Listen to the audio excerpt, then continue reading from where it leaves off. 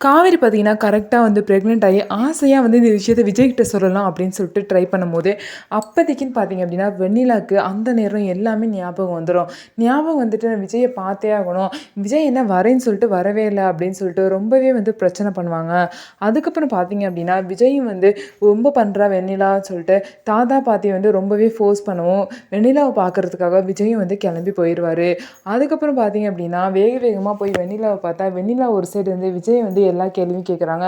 எதுக்கு வந்து இந்த மாதிரிலாம் பண்ணிட்டுருக்கீங்க அப்படின்னு சொல்லிட்டு கேட்கும்போது, விஜயும் பார்த்தீங்கன்னா, காவேரி கூட கல்யாணம் ஆன விஷயத்துல வந்து எல்லாத்தையுமே வந்து வெண்ணிலா கிட்ட விஜய் வந்து சொல்லிருவாரு.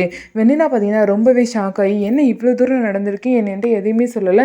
என்னை ஏமாத்திட்டீங்க. எனக்கு துரோகம் பண்ணிட்டீங்க." அப்படின்னு சொல்லிட்டு வெண்ணிலா வந்து விஜய் கிட்ட கேட்பாங்க. "நான் வந்து உன்னை தெரிஞ்சு ஏமாத்தல. உனக்கு எந்த துரோகமும் பண்ணல வெண்ணிலா. தாத்தா, பாட்டி ஃபோர்ஸ் பண்ணனால தான் நான் மேரேஜ் பண்ணிக்கிட்டேன்." அப்படின்னு சொல்லிட்டு தாத்தாவும் பாட்டியுமே எக்ஸ்பிளைன் பண்ணவே, வெண்ணிலா வந்து கொஞ்சம் கூட புரிஞ்சுக்காம விஜய வந்து கேள்விக்கு மேல கேள்வியா கேட்டுட்டு இருக்காங்க. அது மட்டும் இல்லாம விஜய் வந்து அவ்வளோதான் அந்த மாரி காவேரி தான் இனிமே என் லைஃப்ல அப்படின்னு சொல்லும்போது, வெண்ணிலா பார்த்தீங்கன்னா ரொம்பவே கோவப்பட்டு, அவங்க போய் நெறைய டேப்லெட்ஸ்லாம் எடுத்து சாப்ட்டுருவாங்க. இதனால பார்த்தீங்க அப்படின்னா, அவங்கள வாமிட் பண்ண வைக்கிறதுக்காக விஜய் வந்து இந்த மாரி ரெஸ்ட் ரூம் கூட்டிட்டு போய் வாமிட் பண்ணு வெண்ணிலா, வாமிட் பண்ணுன்னு சொல்லிட்டு சொல்லுவாங்க. இத பார்த்தீங்க அப்படின்னா, ராகினி வந்து அந்த வெண்ணிலா வந்து விஜய் வாமிட் பண்ண வைக்கிறத மட்டும் வீடியோவா எடுத்து, அத பார்த்தீங்க அப்படின்னா, காவேரிக்கு வந்து அனுப்பிச்சுருவாங்க. காவேரிக்கு அனுப்பிச்சோனே, காவேரி பார்த்தீங்கன்னா ரொம்பவே வந்து டென்ஷன் ஆயிருவாங்க.